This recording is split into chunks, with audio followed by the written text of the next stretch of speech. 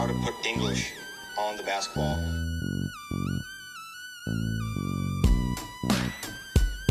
Hello and welcome to another episode of With the English podcast with myself, Sam Oakley, Glen Vardy, and a special guest.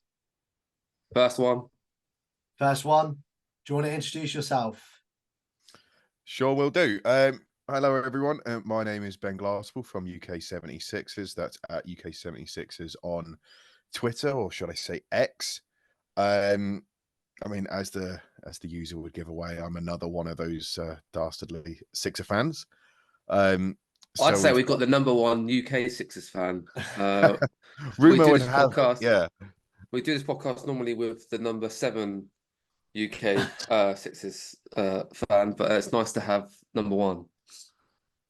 Well, with only about 5 or 6 in the British Isles, that's probably quite an accomplishment to be number 7.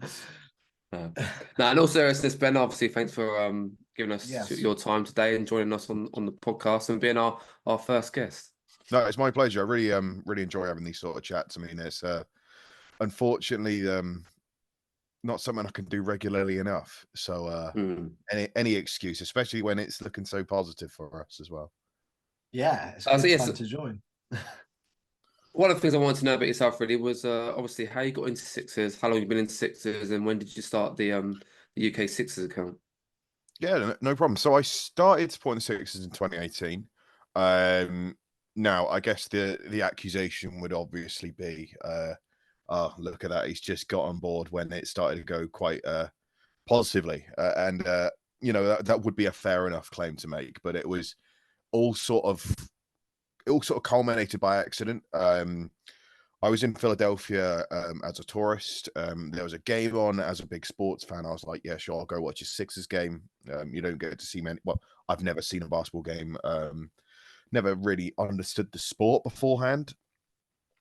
Judging by how I tweet, some people would still think I still don't understand the sport, but I digress. So I thought, you know, I'd give it a go. It was like $20 a ticket, so it's like, why not? Went, really enjoyed myself, and then because I was living out in America at the time as a student, and the way I am, I always want to be watching sport, whatever it might be it, you know, football, darts, rugby, cricket, whatever. Yeah. I will stick something on in the background if I'm doing anything, and because basketball, as you know, is so thick and fast, it's every single night. There was always a game on, and it's to be like, okay, I'll watch the Philadelphia one because I watched them the other day. And then all of a sudden I know the players, and then all of a sudden I'm watching the plays, and then all of a sudden I'm like, okay, did they win? Did they lose?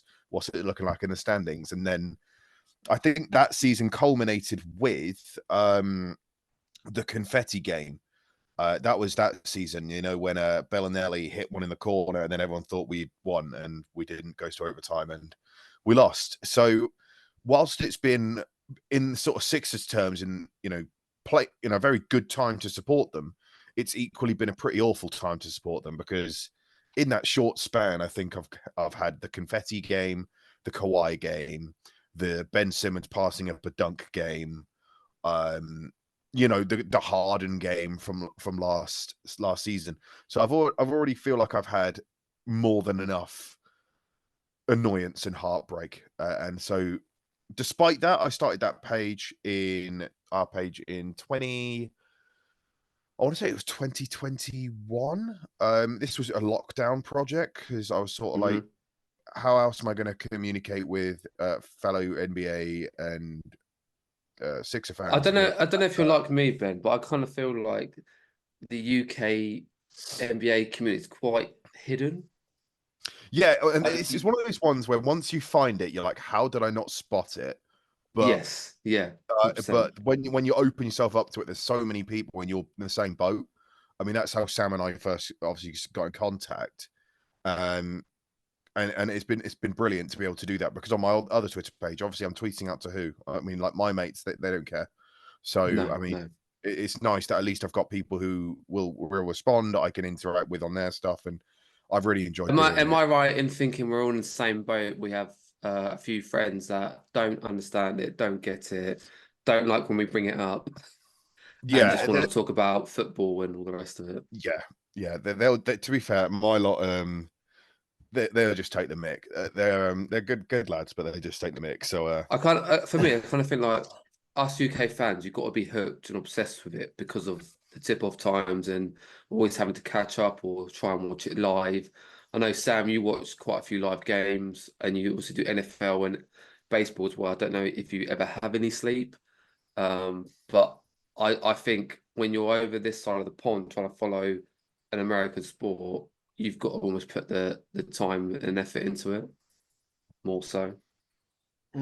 Yeah, I think NFL's a bit easier, right, in baseball because they do have some early games, and I think once obviously the NFL season's over, you do get those early ones. But if you get addicted to it, like Ben had the addiction there because he was out in America, so that was, once you get hooked on it, that's it. You can kind of like you want to carry on watching it, and that's what a lot of the Americans I've met over here that moved over here say. Like, I still want to watch my baseball or basketball or American football, even if it's a late game, because they got used to watching it while they were stateside. So yeah, I wouldn't say though, Ben, that was necessarily a bandwagon one, because that was still the Brett Brown era. So I think we did all right on the Rivers. And to be fair, you've not even made it to the Eastern Conference Finals since 2018 yet. So I don't think you're bandwagon too much or glory hunting just yet.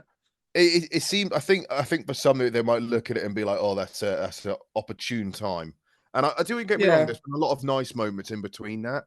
But I think on the whole, if in terms of we're one of those teams that you could sort of equivalent to like a Tottenham, if that makes sense. Well, like we're not a bad team by any means, but we're just very easily bantered. You've had some bad luck as well. You mentioned keep doing stupid things.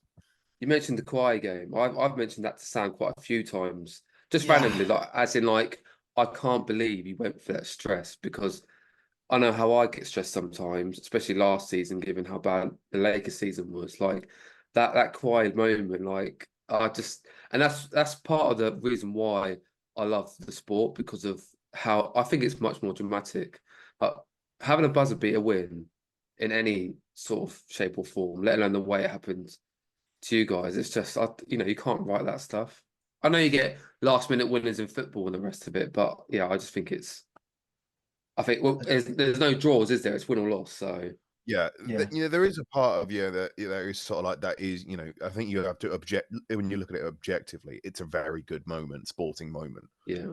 It's just horrific, because I guess it would be like, again, to draw parallels with football, it would be like when Leicester fans have to watch that Troy Deeney goal. It's objectively an amazing sporting moment, but it's also against your team. And that's the issue you've got, because I'd just love to be able to enjoy that and watch it without being a Sixer fan. I guess with any sport, you've got to, take it as ecstasy when the highs are there, and when the lows are there. Me and Sam mentioned a few times that we're Saints fans on this, and that you are a fellow Southampton FC fan, and so we've had a lot of bad times, but I sort of think you've got to get through those bad times to really appreciate the good times. I'd say that me starting to support the Lakers, I was on the flip side to you, Ben, is that the Lakers had their worst period between, correct me if I'm wrong, like 2013 up to 2019, really, 2018, until LeBron turned up, really. But even LeBron's first year was mixed with a lot of youngsters and didn't really go anywhere, hence the AD trade and the rest of it. So looking back on and reading and watching a lot of Lakers history, it was a bad period, and I didn't realize how bad it was. But you also go on, man. No, well, what I was going to say with the Lakers as well, it still ends up in that they're a bit of a weird team, in that they're in this sort of nether zone of, are they legitimate contenders? Are they a playoff team? Are they a play-in team? I mean, there's something that, like, when I look at that side, I'm like, well, I wouldn't know what to do if I'm a GM with this team. And it's so hard to figure out what's going to come next for you guys. And that I think the problem with being because the Lakers franchise is so historical, they're always going to be in a conversation of being a contender, and they're always going to be a win now team. They're not a team that's going to be tanking, get draft picks, and build something. I don't believe is really going to happen going forward, given the history. They obviously tried it with some youngsters back in the day, with like Randall and Josh Hart. and the others, but then they get impatient, and it's like we didn't expect to be this bad, maybe, and let's get in the star, and they bring in LeBron to revive everything. So I don't, and I think as well with support. I mentioned last week supporting Lakers. There's a lot of hatred towards the Lakers, and it's new territory to me because no one cares about Southampton FC. No one hates them really.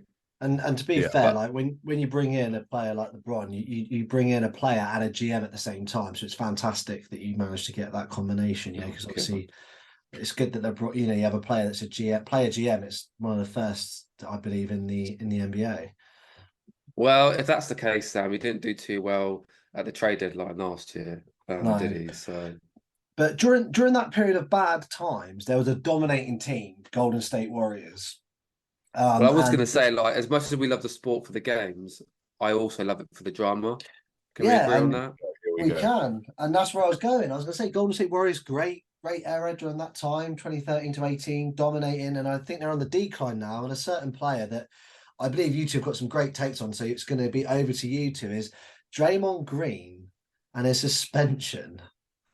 I mean, I said before we started recording that I don't think my take's really a hot take. I just feel like how I feel about Draymond Green is a lot of how other people feel about Draymond Green, and he's just a bit of a dick, to be honest. See, I quite like him, and now this is why I was before we came on. I was like, I'll keep it because I'm not entirely sure which way I was going. I like the guy, and the reason, like, don't get me wrong, what he did to Gobert and what he's done here is just bad. It is just stupid. And keep the list going, Ben. Gobert, Stephen Adams, Sabonis. But like the why I say I like him is partly not just what he does on the court in terms of I think he's criminally underrated in what he's done in his role. And I think a good litmus test for how well you know basketball is how well you rate Draymond Green. Maybe not this season, but in previous years. But also what he's done on TNT when he's been a commentator or an analyst. And like he's so fun to watch. And he's one of those people where like I could see him coaching and being a very good coach. And I think he offers such a very good insight. And I really, like I said, I find him so captivating whenever he's doing those things. And when you have incidents like this, you feel let down because you're like, you always go out to bat for this guy, and then he does really stupid things like this, which you can't defend. You can't defend going onto a court to play a sport and purposefully going out of your way to assault someone. But it's so I'm going to throw a question out there at you, Ben. I want to throw a question to Ben quickly because it's on my mind. So the link up there. So one of the players that I've always loved, and you may love being Sixers, Charles Barkley had a similar sort of reputation. So you thinking that Draymond's going to be loved in 20 years' time potentially on TV? Do you think despite this now, because I think you've hit a good point there, and I weren't going to intervene, but I thought that's probably a good player to compare him to. He spat on a kid, he'd done some other stuff. He would fight, he would got suspended all the time in this era. Yeah, well, even like Ron Artest is looked back at with a lot of rose-tinted glasses, and he was nuts. He was the original sort of I will fight anyone in this arena, and Malice at the Palace perfectly epitomized that. So I think I think with Draymond, and I don't think he quite has the character that Barkley has, but I feel like when he's on TNT, he's almost like the American Roy Keane. And it was quite refreshing, solely because I do think sometimes the analysis that they provide is quite light. And I felt that he was going some distance to almost redefine the analysis scene in studio. It's not hot takes. It's not, sound bites. It was genuine breakdown of plays and an understanding of a basketball player's psyche, which was really fantastic to see. But, when it comes down to the actual incident itself, it's inexcusable. And I think, going back to Glen's point, yeah, you're right. What he did was, for lack of a better word, a dick move. Yeah, I don't get me wrong. I do appreciate the mature answer in regards to Draymond Green, because I as much as I dislike his antics, I do agree with a lot of what you just said. And maybe, Sam, in 20 years' time, we all have a different opinion of him. I guess contextually, a part of my dislike for him as well was probably the Warriors organization, obviously a rival in the West, and you sort of just tend to dislike your rivals within your immediate conference. But I think last year as well with the Jordan Poole incident, I don't like the way it was how it was handled. I don't think it was handled right from Draymond Green. I'm not talking about the incident because obviously those things happen and they probably happen a lot more than we think. It just just so happens someone decided to leak those cameras for whatever reason we do not know. But the whole sort of way that Warriors didn't address it, Curry didn't address it, being sort of a leader and a captain. No one sort of stuck up for Paul, and Paul was sort of left in the lurches because I don't know, Draymond's like a full-time winner and one of the dynasty's best players. And then he did that weird like apology video at the start of a TNT show, and I just thought the whole thing was just narcissistic and just like a real bad taste in the mouth. And I just, like I say, and then Jordan Poole gets shipped off to Washington a year later. So I just don't, I think that's from last year. I've disliked him more than I did prior to that. And because he's had incidents since now, it's like, when does this guy stop being a dick on the court and doing dick moves? Like, yes, he is very knowledgeable, and I do like his takes on NBA coverage because it's not like your Stephen A and the rest of them that just want to say outlandish things for clicks and reactions. He does actually talk a good game and possibly could be a good coach. But I think the suspension indefinitely is good, but that also means we don't know how long that's going to be. And they're talking about him getting counselling. Now, he might need counselling, but I sometimes think he's a pretty switched on guy. And I think he just likes to push the barriers with how dirty he can play. Yeah. Agree. So you talking of people doing a bit of a dickish move. There's another player that made a dickish move. I won't say exactly what you said because I don't want to have too many swear words on the pod. But you said something about Giannis and a ball, Glen. I won't say the exact title of what you said you wanted to discuss, but Giannis and the ball situation. So Ballgate. Ballgate, yeah, Ballgate. I think one day we should have a Draymond Giannis PPV because he could be the biggest toddler between them. But yeah, I think I said about I love the NBA drama, but I think even that was a bit ridiculous, to be honest. I get being annoyed about not getting the game ball for hitting 64 points, your career high, and the rest of it. But to run down the tunnel, trying to fight your way to get it, and then coming out and causing a bit of commotion, I think the mask slipped a little bit. I like Giannis, but I think you could have handled that a bit better. I don't know how you guys feel about it. Yeah, I mean, from what I've gathered, was there a pacer who made his first NBA appearance or something like that? First NBA first NBA regular season point, because apparently he got a point in the in-season tournament final, but that doesn't count towards anything. So it's as a first official point. Yeah. That's why they did it. Now, I'm of the idea that Giannis has probably a good 8-10 seasons left in the league. Yeah. He's going to beat 64 points. The Pacers have lost. This bloke who got the point, I don't even know the guy's name, and I probably should, so my apologies. Charles Barkley, who he played for. So, this could be his, he might just have one season in the NBA, then go to the G League, and then go off to China. And I feel like you should just do the decent thing and give him the ball. Now, that's not me saying, therefore, that this person's in the right and that person's in the right, because both parties behaved abysmally.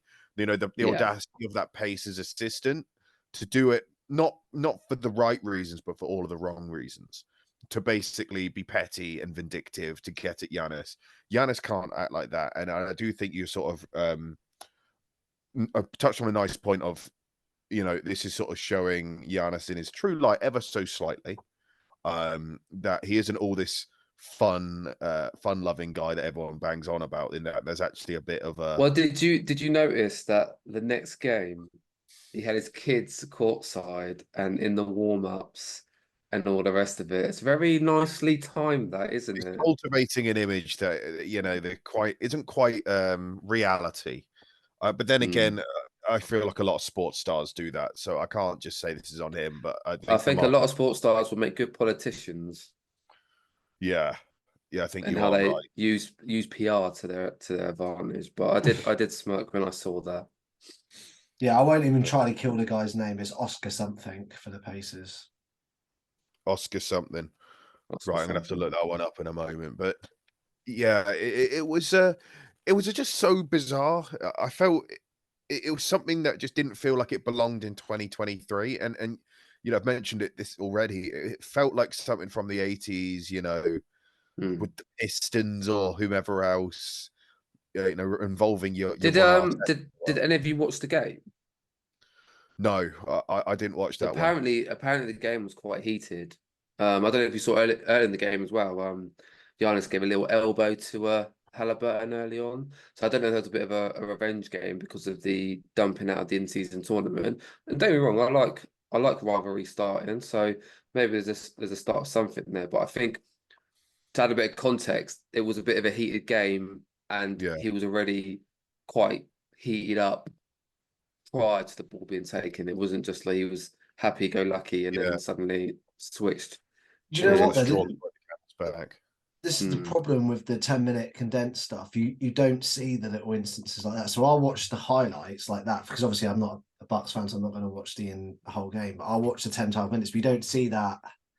Really, you didn't see like anything ball over. You just saw Giannis do a few flex things and stuff like that. But you didn't see that heat over in those condensed highlights. I suppose the NBA don't want you to necessarily see that in those 12 minutes. So I didn't know it was heated until I watched ESPN one day and Stephen A was going off on one like usual on I Snodgrass. guess we can just all agree that it was ridiculous, but it creates good talking points Yeah, and content.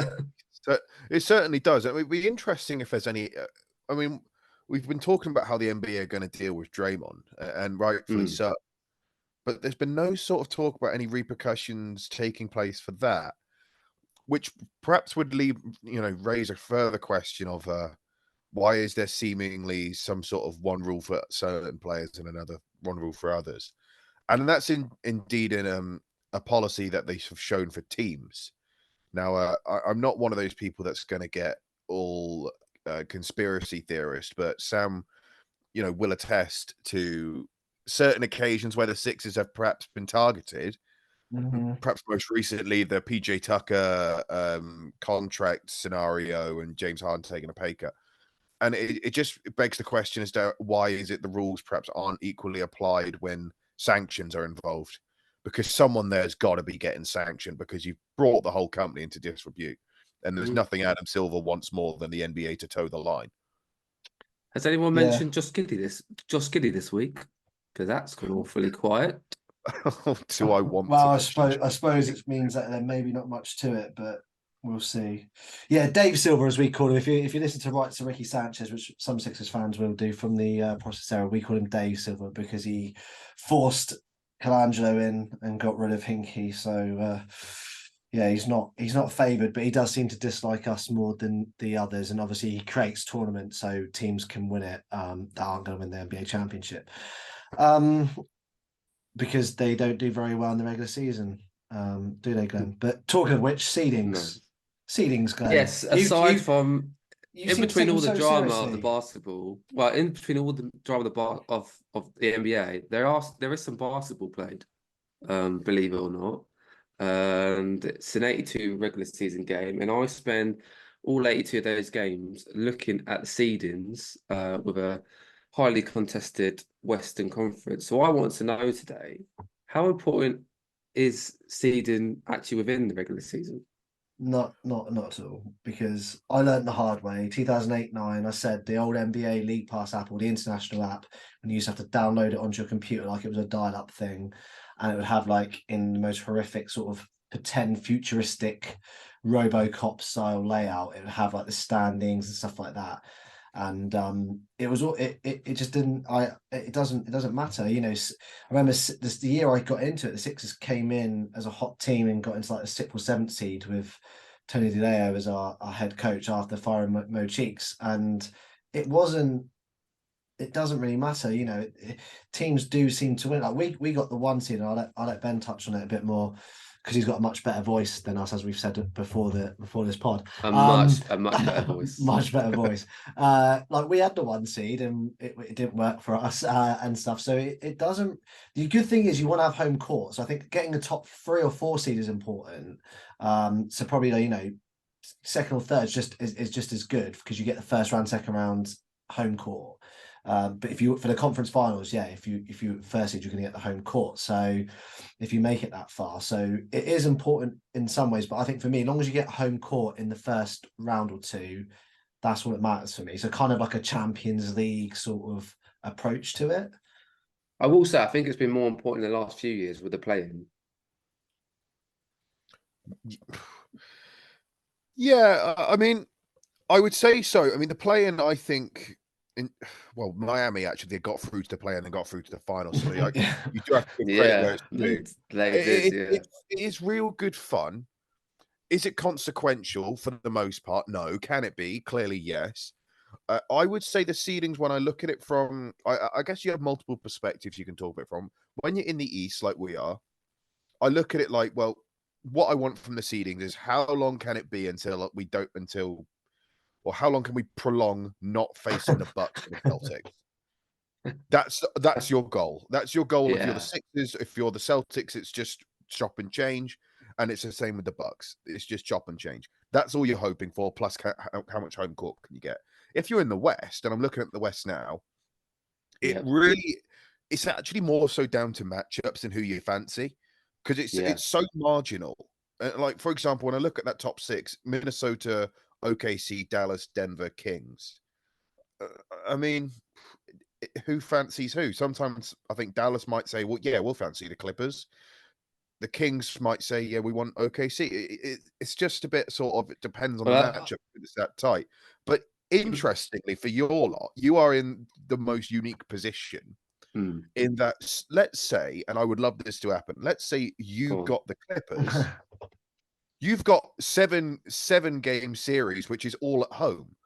So I think both fan bases are pining for this. I think both fan bases are pining for it because it hasn't happened.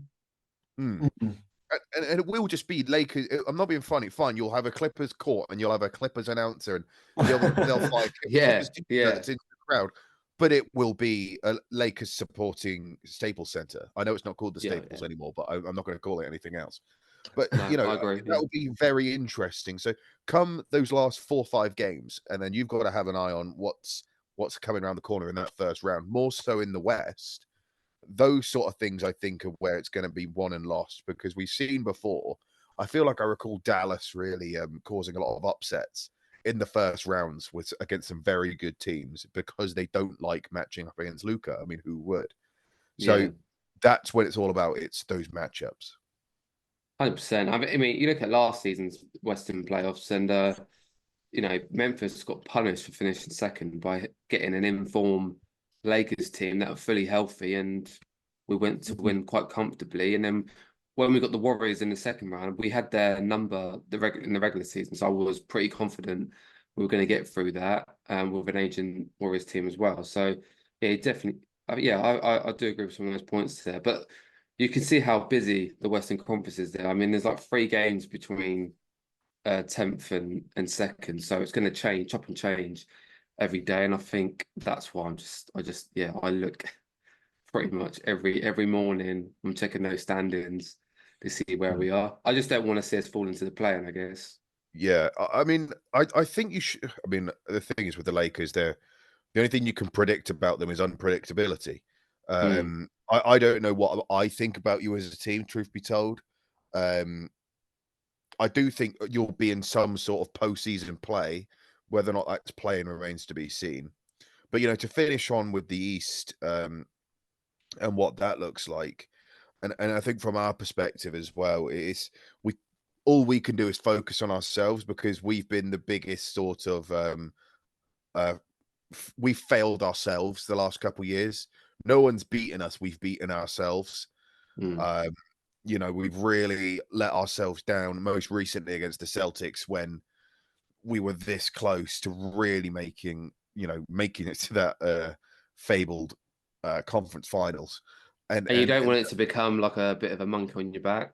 Oh, it's already there. It's there. Yeah, it It's too is. late.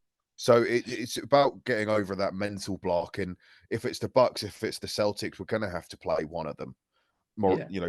most likely. And you got to figure it out on how to beat those teams and how to better those teams. So the seedings in the East, I feel like, don't mean much in the West. It means a hell of a lot, and it would completely change my predictions. I expect in the East. I think I can pretty much guarantee who's in the conference finals already. Well, let's have another chat in come March time, and then see how Yes. everything's looking. Yeah, we'll get some playoff specials when we get them. I'm more confident under Nick Nurse. He makes me want to stay up and watch games every week. Like we're players are resting, and that's the other thing as well. Seeding's important, but also it's about your players being healthy. Like the Raptors, they were like the 3rd or 4th seed that year when they won it all because they kept resting Kawhi and stuff. And if we can keep having Embiid missing 4th quarters against the poor teams, then we're going to be okay. If you can rest LeBron sometimes, if the Bucks can rest Giannis sometimes, it's gonna be fine. So yeah. Glenn, have you got? Well, as I said, the chat's been so good. We've only got a limited time for X's and O's, so let's get a few of these into play because they're Sixers related.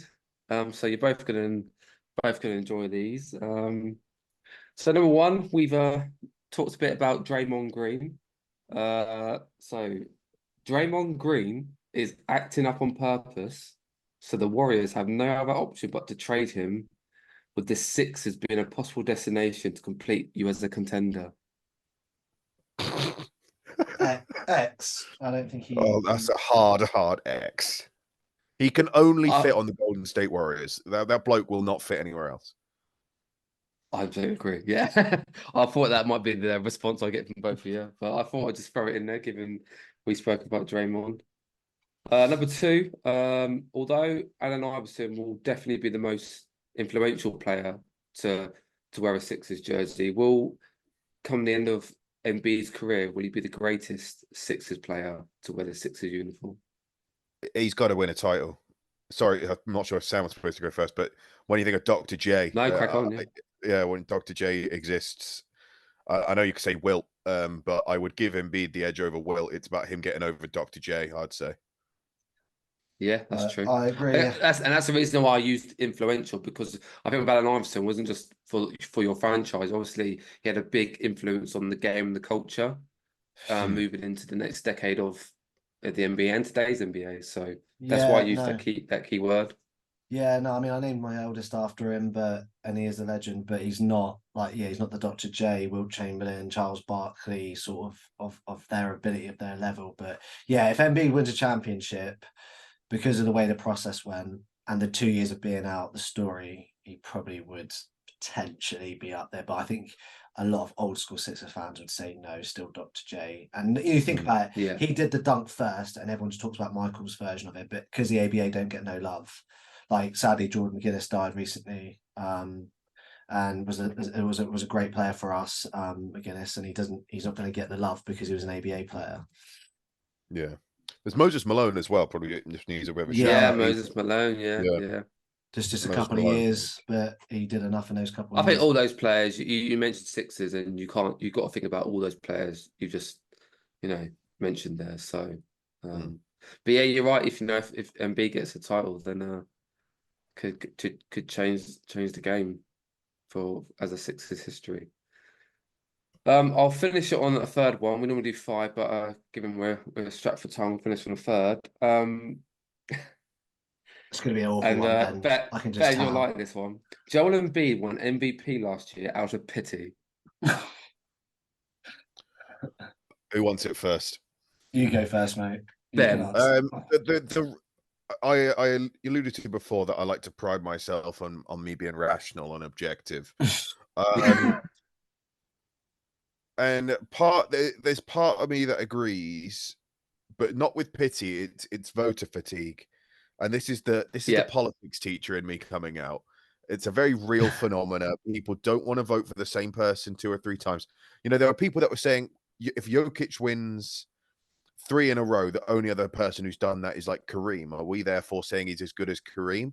It's a terrible argument, but people think like that. So voter fatigue and sort of false equivalencies that leads to people doing certain things. Does Embiid deserve an MVP? Did he have an MVP level season? Yes. Was he maybe the MVP? It really is up for debate. But I do think people perhaps did it out of voter fatigue.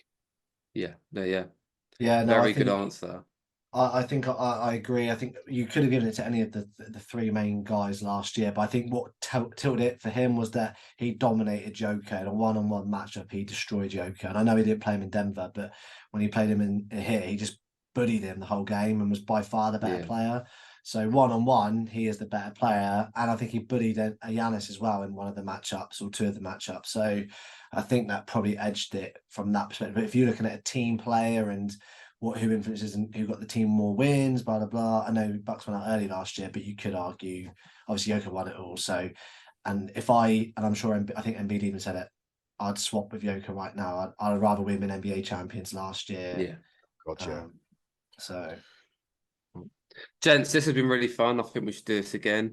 Ben, remind us of your X account. Yep. So at UK76ers, as it sounds, I mean, it's not too complicated, I hope. And that's basically me. So, I mean, I'm predominantly on X. So, thank you so much for having me. No, thanks for coming on. Thanks for your time. If anyone got this far, please like, share, listen, watch. And Sam, what's the X account for us? with the English. 1, because we're the only one podcast called With the English. How to put Yeah, English indeed. on the Thanks for basketball. watching and listening.